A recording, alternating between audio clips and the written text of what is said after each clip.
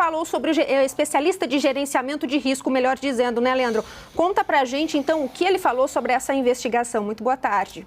Jaque, boa tarde para você, boa tarde para todo mundo que está com a gente nesse domingo. Triste, né? Ainda todo o Brasil impactado pela morte da Marília Mendonça, uma das cantoras mais populares do Brasil, no auge da carreira e que nos deixa aí com esse acidente que tem muitas respostas ainda para serem pesquisadas e apuradas, né? O Kleber estava dizendo do tempo que o CENIPA está planejando dar essa resposta. Claro que o CENIPA precisa dizer que esse relatório vai ser produzido de maneira célere, mas infelizmente quando a gente pensa em outros acidentes aéreos que aconteceram, a gente sabe que esse tempo às vezes é alongado. Vou dar como exemplo aqui a morte do nosso colega, o jornalista Ricardo Boechat, que ocorreu na queda de uma aeronave em fevereiro de 2019 e o relatório do CENIPA só saiu em outubro de 2020.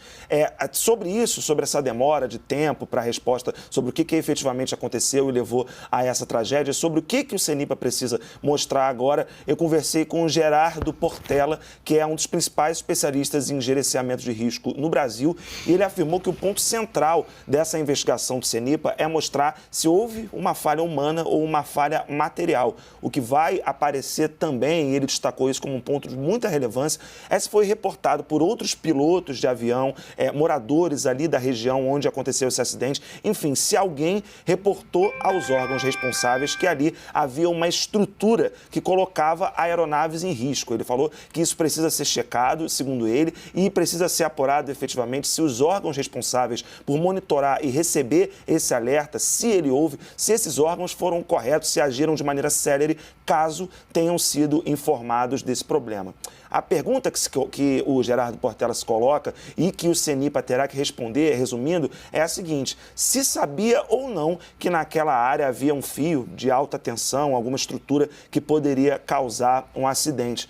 Os nossos produtores aqui da CNN, a Tayana Araújo e o Yuri Corsini, conversaram com outro especialista também muito conhecido em análise de risco aqui no nosso país, que é o Gustavo Cunha Mello, e ele trouxe outras informações que também ajudam a gente a esclarecer um pouco desse caso, né? Ele chamou a atenção para um outro fato. O Kleber mencionou um pouco do que o Gustavo Cunha Mello disse, mas o que ele aponta também, que eu penso que é fundamental da gente ter em mente agora, é que, segundo o Gustavo Cunha Mello, em condições normais, seria possível para o piloto enxergar o obstáculo e desviar da estrutura em que o avião se chocou, com a qual né, o avião se chocou. Por isso, ele alerta o Gustavo Cunha Mello de que é preciso que sejam explicadas exatamente as condições do voo e também da aeronave. Ele ainda apontou a importância de se apurar se o avião tinha um sistema acoplado de detecção de colisões, que ele não é obrigatório, mas que é fundamental. É um sistema que avisa na cabine do piloto que há um objeto próximo da aeronave. Jaque, Larissa, volto com vocês. Falamos também com o tenente do Corpo de Bombeiros, o Pedro Aihara, neste momento, ele que vai nos atender pelo telefone. Tenente, seja muito bem-vindo. Eu gostaria de começar perguntando ao senhor o que vocês atualizam de informações que vocês têm ali do local e qual é o trabalho que vocês realizaram e ainda realizam neste momento. Boa noite a todos. Nesse momento a gente terminou a retirada já do último corpo, que era o corpo do copiloto. Então todos os 5 corpos eles já foram retirados. O total de vítimas relacionadas a acidente aéreo é de 5 pessoas, além da Marília, também o seu tio, também que trabalhava na equipe, o seu assessor, e o piloto-copiloto. Fizemos primeiramente a retirada das 3 vítimas que estavam na parte de passageiros, que pela própria estrutura da aeronave ela é uma estrutura mais fácil de ser acessada, e depois que nós finalizamos essa retirada, a gente adentrou ali na parte da cabine, que pela própria forma como o avião colidiu, era uma parte que estava mais difícil de ser acessada. Retiramos então o piloto e agora já finalizamos a retirada do 5º corpo.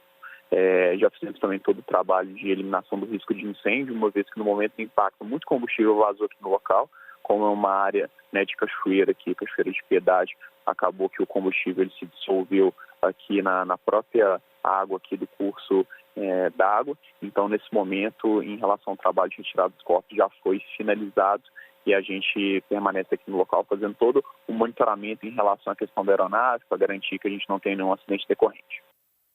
Tenente, Quando a gente começou a fazer essa cobertura e acompanhar as imagens, a gente tinha muita esperança de que eles tivessem sobrevivido, por conta da aeronave aparentemente estar inteira ali sobre a cachoeira. Vocês que viram de perto, né, e que atuaram nesse resgate ou nessa tentativa de resgate que acabou se transformando numa remoção de corpos. O que vocês viram ali da aeronave? Houve um estrago muito grande mesmo na parte de dentro, embora do lado de fora ainda a gente visse parte da carenagem inteira. O que vocês encontraram no local? Em relação à estrutura da cabine, onde estavam o piloto e o copiloto, realmente a gente teve um impacto maior, então a afetação dessas duas vítimas ela foi mais significativa. A gente teve alguns destroços que atingiram mais diretamente essas duas vítimas, então assim, visualmente era uma situação que a gente já não vislumbrava tanta possibilidade de sobrevivência nesse caso. Mas em relação àquelas pessoas que estavam na parte de passageiros, pela forma como a aeronave ela colidiu, que pegou primeiramente ali na parte onde estava a cabine de comando, a gente tinha uma expectativa de que pudessem existir sobreviventes, como você disse, mas assim que a gente chegou ao local, como já tinha parte da porta da aeronave, que no momento do impacto ela já tinha sido parcialmente ali disponibilizada, aberta, a gente já conseguiu fazer um adentramento parcial e verificar que os passageiros, infelizmente, eles já estavam sem sinais vitais. Por mais que para o público leigo, a gente possa achar que pelo fato da estrutura da aeronave ela não está tão destruída que existe uma chance maior de sobrevivência, a nossa expectativa também era que pudesse existir, ainda que pequena, essa possibilidade. Quando a gente fala de uma colisão como essa, a gente fala de uma colisão onde a transferência de energia ela é muito grande. Então acaba que o impacto aí, em relação à questão da nossa própria estrutura corporal ali, por mais que ele não possa afetar diretamente a pessoa, essa transferência de energia, exemplo que acontece numa batida de carro, por exemplo, ele é muito, muito forte. E foi o que acabou, infelizmente, levando ao óbito essas 5 pessoas. Tenente, eu gostaria de saber do senhor, todos os corpos já foram removidos do local e o que as testemunhas contaram sobre o momento do impacto? Elas ouviram o barulho, elas ouviram um avião passando numa altitude abaixo do que é comum? Só para a gente entender o cenário neste momento e o cenário também no momento em que vocês chegaram. Todos os corpos eles já foram retirados, já foram devidamente encaminhados para os órgãos responsáveis por fazerem toda a parte de perícia em relação a isso. Em relação ao momento do acidente, ninguém, até o momento, nenhuma testemunha relatou ter visto diretamente a aeronave caindo. O que as testemunhas que estavam no local relataram que elas ouviram um barulho muito forte e aí, quando se deslocaram para essa região, que é uma região que ela é pouco habitada, a gente tem pousadas, algumas estruturas na BR-474 que fica próximo ali ao local, elas já se depararam com a aeronave caída. Esse local onde aconteceu o acidente é um local que dista cerca de 11, 10 quilômetros do aeroporto de Ubaporanga, do aeroporto de Caratinga, que era onde já estava previsto o pouso aí da cantora para que ela pudesse fazer um show no dia de hoje, na parte da noite. E geralmente essa região é a região onde esses pilotos, onde as aeronaves elas fazem já aproximação para pouso. Então, o CENIPA, que é o órgão responsável pela investigação aeronáutica, ele já foi acionado, vai fazer toda a produção pericial em relação a isso, mas aparentemente, pelo local onde aconteceu o acidente, o piloto aí, ele deveria, provavelmente estar realizando alguma manobra já de aproximação para pouso e acabou acontecendo essa intercorrência. A princípio, não foi atingida nenhuma estrutura durante esse trajeto, a aeronave ela colidiu diretamente ali naquele local ali, já foi, o impacto já foi direto naquela região onde a gente vê as imagens. O que a gente sabe até aqui desse avião, do que ele estava fazendo, das possíveis circunstâncias nas quais essa aeronave se envolveu até esse acidente? Nós estamos falando de um King Air 90. É considerado um avião de extraordinário êxito na aviação executiva e aviação geral. Ele tem um peso máximo de decolagem em torno de 5 toneladas. Para vocês terem uma ideia, um avião comercial de grande uso no Brasil, um Boeing 737, um Airbus, chega a 70 toneladas, para vocês terem uma ideia das diversas relações entre tamanhos de aeronaves. O King Air 90 está aí há mais de meio século. É um avião, portanto, muito bem apreciado, é um avião considerado de fácil e dócil pilotagem, ele tem grande aceitação no Brasil, porque ele é capaz de pousar, de operar em pistas curtas, em pistas mal preparadas, é considerado bem motorizado e ao longo de todos esses anos veio sofrendo muitas e muitas atualizações. Portanto, é uma boa aeronave, nada a dizer em relação a isso. O que ele estava fazendo? decolou de Goiânia e ele ia para Caratinga. Vocês terem uma ideia dessa distância. Ela é em linha reta, em linha de voo, é sempre um pouco mais, mas vocês terem uma ideia, são 826 quilômetros. O alcance desse avião é pelo menos o dobro disso, ou seja, estava perfeitamente dentro da capacidade dele de transportar peso e perfeitamente dentro da performance. Esse é um avião que voa em média, porque são muitos os modelos, esse avião atinge uma velocidade em cruzeiro média ali em torno dos 400 km por hora, um pouquinho menos, um pouquinho mais, mas é considerado uma aeronave deste ponto de vista não exatamente das mais velozes, mas muito confiável. Onde ele ia pousar? Aí começamos a complicar um pouco a nossa história. Ele ia pousar no aeroporto de Caratinga. O aeroporto de Caratinga tem uma pista de 1.080 metros. Para uma aeronave desse tipo, 1.080 metros não é exatamente curto, mas também não é algo que dá ao piloto um enorme conforto em termos de tamanho. Porque a gente tem que considerar que Caratinga está a 2.000 pés de elevação, em torno de 700 metros. E isso afeta já a performance de qualquer aeronave, sobretudo quando faz calor, mesmo considerando o fato do King 90 ser um turbo-hélice.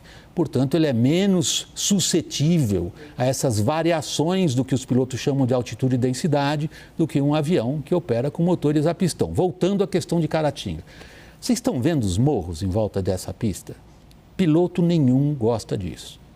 Esportivamente falando, é divertido para os pilotos, digamos, toda a série de manobras necessárias para ter um pouso seguro, calculado e estável, levando em consideração a topografia. A topografia de Caratinga não é das mais favoráveis para avião nenhum, mesmo considerando o fato do King 90 aproximar uma velocidade ali em torno de 180 km por hora, o que não é muito veloz em termos de aviação, mas já está ali exigindo do piloto muita atenção.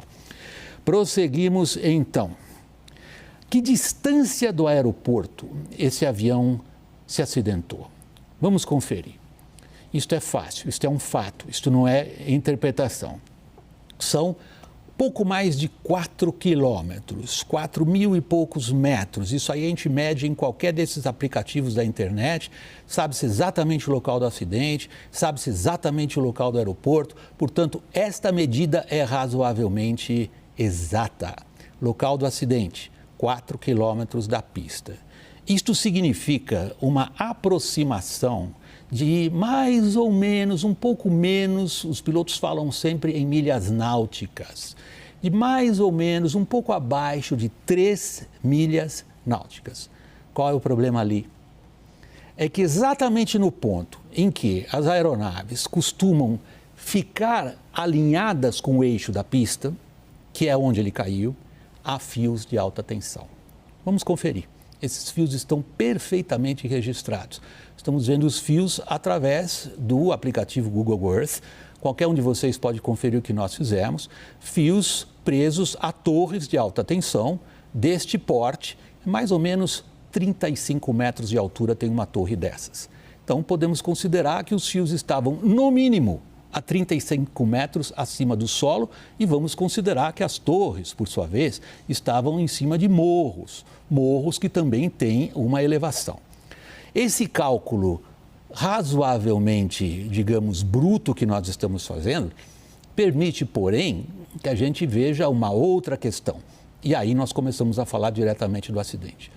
Existe um cálculo na cabeça de todo piloto quando vai pousar por regras de voo visual num aeroporto desconhecido, que é manter uma rampa, como os pilotos dizem, ou seja, um ângulo de descida que lhe permita ter a aeronave perfeitamente controlada em termos de direção para onde ela vai, mas principalmente em termos de quanta altitude ele perde por distância que ele percorre. Vamos voltar para o nosso cálculo. O cálculo é o famoso 1/3, que todo mundo aprende no aeroclube logo no começo. Se falta 1 milha para chegar na pista, eu tenho que estar a 300 pés acima do solo. Se faltam 2 milhas para eu chegar na pista, eu preciso estar a 600 pés acima do solo. O King 90, no qual se acidentou a cantora, ele bateu a 2,6 milhas do aeroporto, ou seja, ali onde ele se chocou com o fio de alta tensão, ele teria que estar a 780 pés. Continha simples, certo? pois os fios de alta tensão ali estão a mais ou menos 300 pés. Em outras palavras, este avião voava naquilo que os pilotos chamam consideravelmente abaixo da rampa.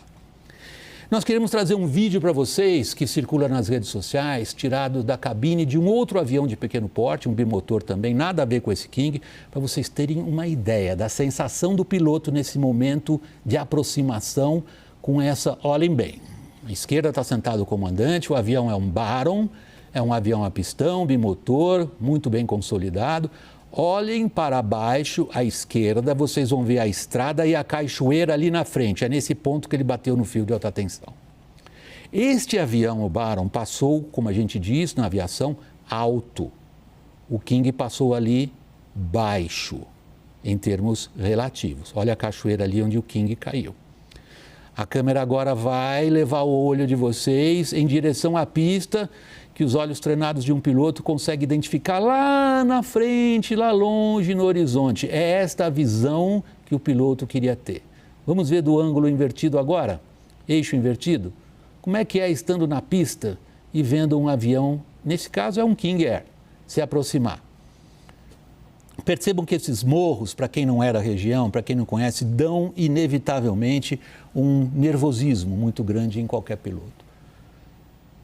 Resumindo, então, o que nós podemos dizer a respeito dos fatos. Nós temos exatamente calculado em que ponto o avião caiu.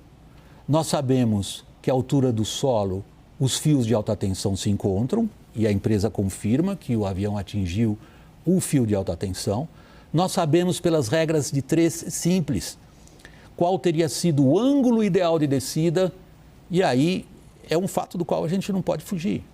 Este avião estava em um ângulo de descida pouco mais baixo do que seria o ângulo de descida ideal. Qual a razão do piloto ter escolhido essa aproximação numa rampa mais baixa? Esta é o ponto importante, é um ponto importante para a investigação.